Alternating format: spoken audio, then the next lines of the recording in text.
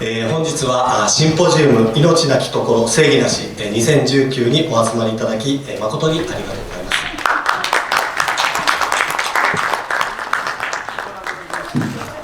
Dear friends, let me start by saying that really I admire Japan. We love Japan. Japan experts in a globalized world, a deep sense of beauty and harmony, of the importance of community and the importance of common good. The respect of rules that you have in Japan. The capability of fixing mistakes. Just like when you get the underground tickets and the price is wrong, and you can immediately look on your right and pay for the difference. Yeah. With the death penalty, and in the case of justice, though, if the sentence is wrong, unfortunately, the error, mistakes are irreversible and irreparable. This is why we want to discuss this issue. It is one sector of Japanese society where the mistakes cannot be fixed. This is why we want to appeal today, in agreement with the Japanese Lawyers Association motion to stop all executions.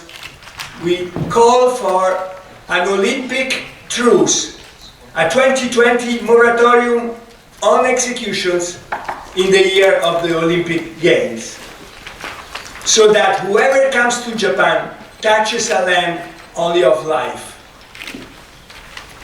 A de facto moratorium today, giving time to all the actors to study how to improve the penal code, and as a way to welcome the world in Japan next year.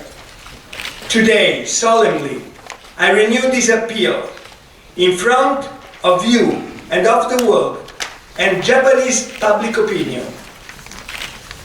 Japan can better show to the world the beauty of its country by highlighting its devotion to the respect of life and the planet, starting from putting on hold all executions in 2020, while a deeper debate and reflection on how to improve the penal system can find its way in the interest of justice and all Japanese people. The world has been at ease with the use of the death penalty for millennia. But we are now at a turning point in history of the world. In 1975, at the time of the Helsinki Conference, Finland, 25 states only had abolished it, out of 200 states in the world. Last year, the proportion was reversed. Only 23 states in the world sentenced citizens to death, and 53 only out of 200 passed capital sentences. Just a year ago, there were 123 yes for the United General Assembly resolution for a universal moratorium, an improvement on the 117 in favor of the final vote just 2 years later, 6 countries more. This marks a great change, although many, once again, call for capital punishment as if it were a weapon against terrorism or major drugs trafficking. There are two things that I would like to anticipate here, to then analyze them in greater depth later on. One, it is an illusion to believe and to make people believe that those who are nourished by a culture of death, such as terrorists, and the 250 million people around the world who take drugs, 5.2% of the world population, will refrain and shrink thanks to repression implemented through capital. In a world in which preventable deaths caused by overdoses amount to over 70,000 only in the United States, with a death every 12 seconds. Almost 29 million people suffer from drug-related illnesses including HIV, hepatitis C, and other diseases. Millions of people are involved with the drug market in the world. We cannot think seriously that the death penalty can stop all that. Nevertheless, today in our world, it is an argument that some governments sell to their people as if it was true, and some go even beyond that. In the Philippines, 33 people every day are killed in extrajudicial executions, all in the name of the battle against drugs. My mind turns to the 35,000 deaths by suicide or homicide caused by firearms that occur on average every year in the United States, where there are 270 million personal weapons, more than one for every inhabitant. Does the death penalty help societies to be safer? Or does it really tackle the most heinous crimes? I have no evidence of this. No, not one case in the world that can be used irrefutably to demonstrate that the death penalty is a deterrent. I cannot help reminding everyone present here how during a period in which fear was real in Italy, and this fear was justified by the attacks on the state and violence on the streets and killings caused by the Red Brigades, Italy won that battle without special laws and without giving weapons to the citizens and without the death penalty. Italy had done the same after the fall of fascism, when civil war seemed a possibility and there was a widespread desire for restitution after the violence suffered. The abolition of capital punishment and an amnesty were the great driving force behind national reconciliation, as it happened in Uganda, in Cambodia, in Burundi, in Rwanda, after genocides.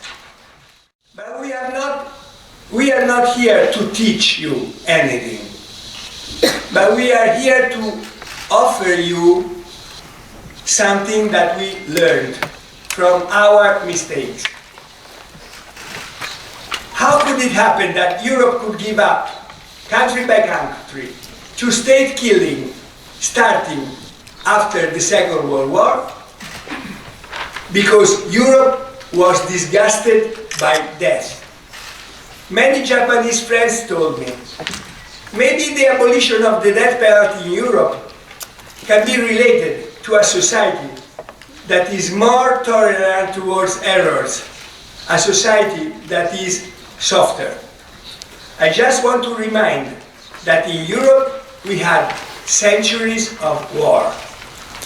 The 30 Years' War, the 100 Years' War, 2 World Wars, even religious wars between Christians, where the adversaries were killed, sentenced to death, burnt alive. I want to remind that the beginning of democracy in France, the French Revolution, the regime of terror made the guillotine like an altar. Europe was not, it is not softer than Japan, but Europe learned from its own mistakes. And the only answer to that is enough with death. A mild drop on executions in Japan has coincided with the constant decrease in the US that started 20 years ago. 7 states in the United States have abolished the death penalty in the last years. First New Jersey, then New Mexico, Illinois, Maryland, 7. The last one was New Hampshire this year. 20 executions have been carried out in 11 months in the US, and 3 are pending.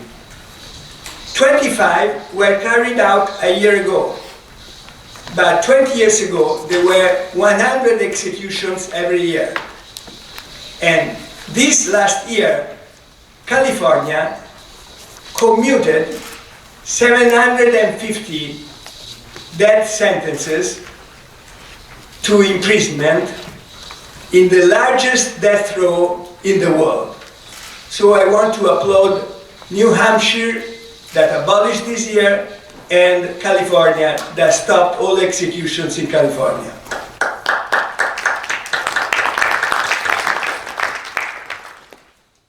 If the death penalty must punish serious crimes such as murder, then 649 homicides out of 650 are punished in another way in the United States.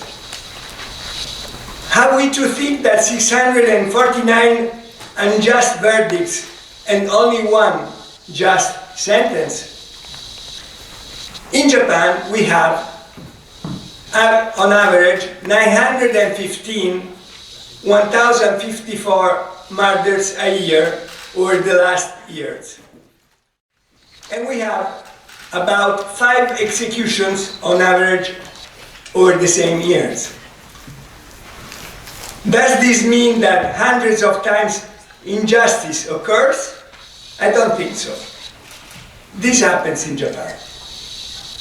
We admire the fact that the most common crime in Japan is bicycle theft, and that the homicide rate is around 0.8 per 100,000 citizens. 6 times less than in the United States, a little more than in Germany, a bit less than in Italy. But death is never a good currency. It makes life better. Instead, life makes life better. The guilty one's death only adds another death to those who have already suffered that death. The death penalty creates new victims. The sentence to death persons innocent relatives, forever ashamed and deprived of their loved ones' affection. And what is worse is that this injustice that creates new victims is made by the state. I cannot imagine the feelings of Mrs. Hideko Akamada for so many years while his brother was on death row. In Japan, 18 crimes are punishable by hanging. The existence of the death penalty in Japan, like in other countries of the world, in my opinion, let me say that, has nothing to do with the crime and security rates, because death is feared by people like us, and we do not commit murder.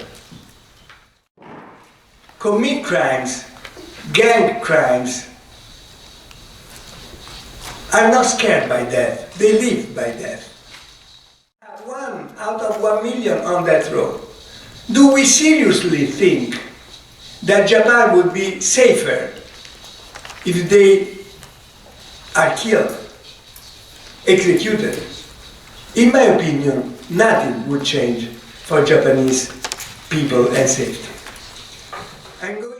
Many say, normally governments say in the world, the people demand it. Even in Japan, every 5 years, your survey says that the majority of people is in favor of the death penalty. But polls are not democracy. But also also at the United Nations, the Secretary General said that this is a caricatural democracy, a travesty democracy, moody, instinctive, childish. It can become a democracy of the social media. If there was a survey in Italy or in Europe that says, would you agree about not paying taxes at all? And in Italy taxes are very heavy. I think that 70% or 80% of Italian population would say, yes, I agree, we want to abolish taxes, but our society would die next year because there was no money to pay for salaries for the state. We could not survive.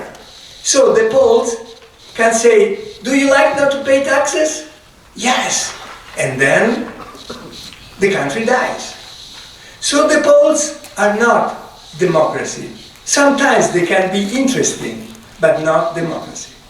Actually, capital punishment is fake news, and it is as old as the world.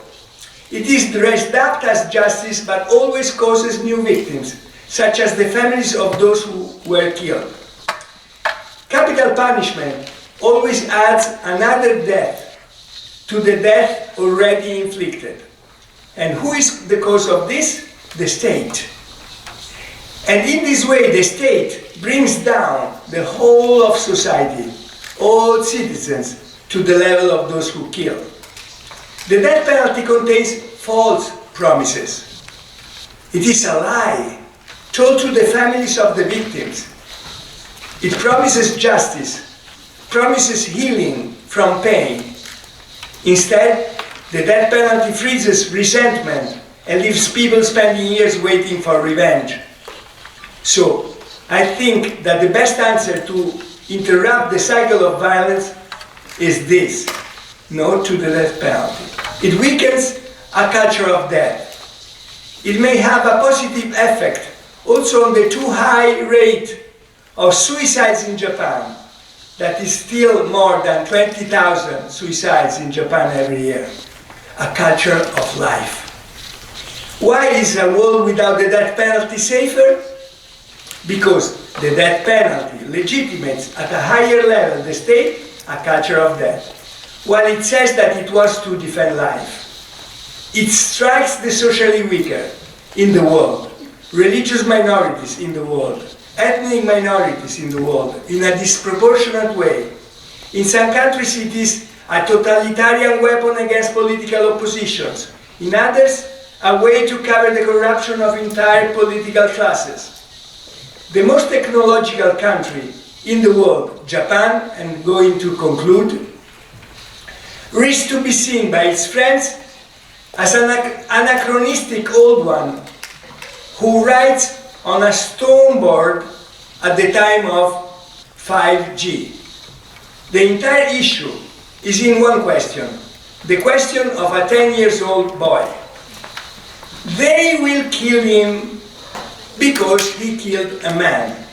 Then, after they killed him, who shall we have to kill? So I'm here to give you good news. Actually, to make you an offer. I want to offer Japan a new microchip with a moratorium on executions, a 2020 moratorium. It is important telling you this, to remember here in Tokyo, that the death penalty is not an identity feature of Japan. It is not deeply part of Japanese culture. It is not even part of Asian culture.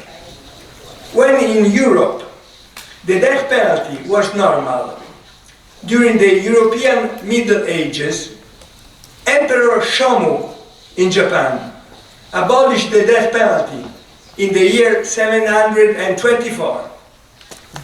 Then, in 1810, a second abolitionist era occurred for 3 centuries in the Heian period until 1156.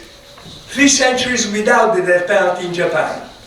And Japan was, so, in the world at that time, probably with Africa, the only land without the death penalty. I want to thank all the co-promoters of this meeting. On behalf of the community of Sant'Egidio, I want to ask you to support this moratorium, to think about abolition, and to keep working together as friends, brothers and sisters for a world without the death penalty. Thank you.